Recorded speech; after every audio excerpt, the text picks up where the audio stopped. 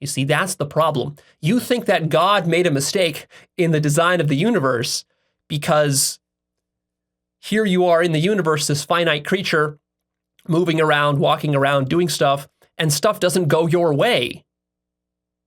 But that's only because you're so self-centered and you're expecting a good universe to be that which satisfies all of your selfish needs.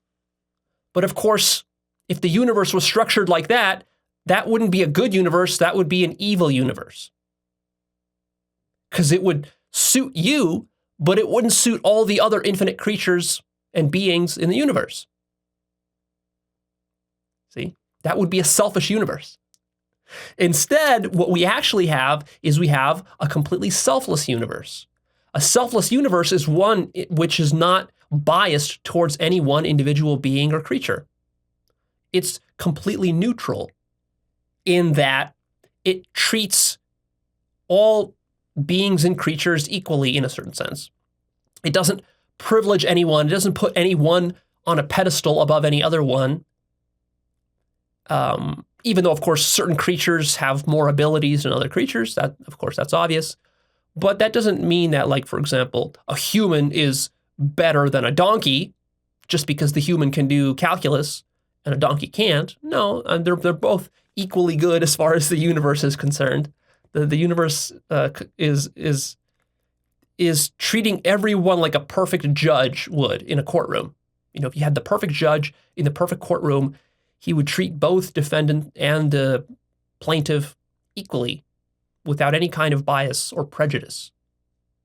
And that's exactly what God does with all of his creatures. But in so doing, you see the problem from an individual creature's point of view, which is where you're sitting there looking at this thing from an individual creature's point of view, from an individual human point of view, a lot of times it doesn't seem fair what the judge is doing. And the problem is that because you're so selfish, you will project your own selfishness and bias and judgments onto the judge, and you will think that the judge is making some sort of error in his judgments because he's not siding with you, because you want the judge to side with you, because you're selfish. And of course, if the judge did side with you for some sort of biased, partial reason that wasn't part of the truth, then that would be a bad judge. That would be an evil judge. That would be a corrupt judge.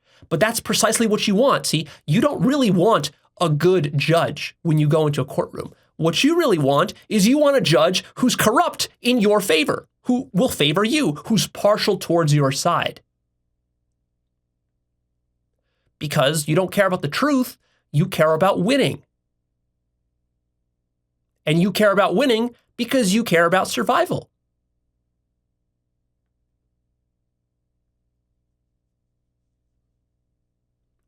So from your point of view, it seems like the universe has a lot of bad stuff in it. Actually, it doesn't. The universe is absolutely good. But you need to have enough perspective and meta-awareness and distance in order to be able to see that. You can't see that from your little egoic, self-centered perspective. You see? One of the most profound realizations you can have in your life, in this work that we're doing, is to realize that only good can exist. Nothing else can exist. In fact, existence is goodness. They're synonymous. They're identical. There's nothing bad that's ever happened in the entire universe. It's all only good. If you have infinite consciousness to see all the goodness. If your consciousness is less than infinite, you won't be able to see and appreciate all of the goodness because infinite goodness requires infinite consciousness because actually they're the same thing. They're identical. Any consciousness which is less than infinite is going to be partial and is not going to be infinitely good. Non-goodness is literally impossible for the universe other than as a illusion or as a misperception of the universe. So anytime you look into the universe and you see something that you don't like and you think it isn't good, really, you think that that's because God made a mistake in the construction of the universe. Actually, it's you who's making the mistake in perceiving that part of the universe. You don't see how that part fits into all the other parts and adds up to absolute goodness. See, because your perspective is always finite, it's missing how all the finite pieces interconnect into infinite goodness. So to see the absolute good requires infinite perception. You need to literally be able to see how every piece fits together and serves the larger whole. If you're looking at individual local areas of the universe, then yeah, it'll seem like you're seeing bad stuff. But really, all that bad stuff, if you zoom out far enough, you will see how it plays into the ultimate goodness of everything. Now you might wonder, well, Leo, what about evil? Well, there is no evil, of course. That's the beauty of this. When you realize absolute goodness, you automatically solve the problem of evil. Evil is just a problem of perception. So this age-old philosophical problem that philosophers and theologians and even scientists have, debated and wonder about for thousands of years, like how could God allow for evil to exist, or why does the universe contain so much evil within it? And the answer is just so simple.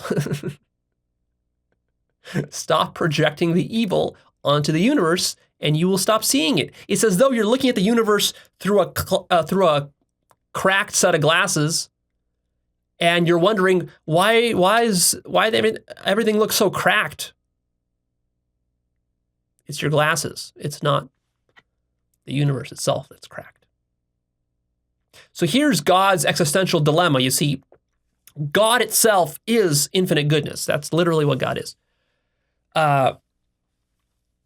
God's greatest wish for you, because it's infinitely good, is for you to realize that you are infinitely good, and that everything is you, and that everything is infinitely good. But here's the problem. If God forces upon you goodness, then you actually won't be able to realize goodness. You're going to recoil in horror.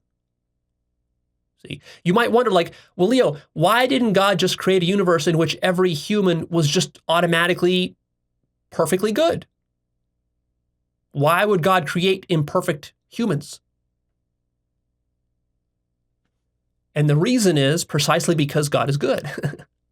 Because God is good, God must allow you the freedom to choose whether you want to be good or not. Because goodness cannot be coerced. Goodness has to be chosen, consciously chosen. If it wasn't, then it wouldn't be good.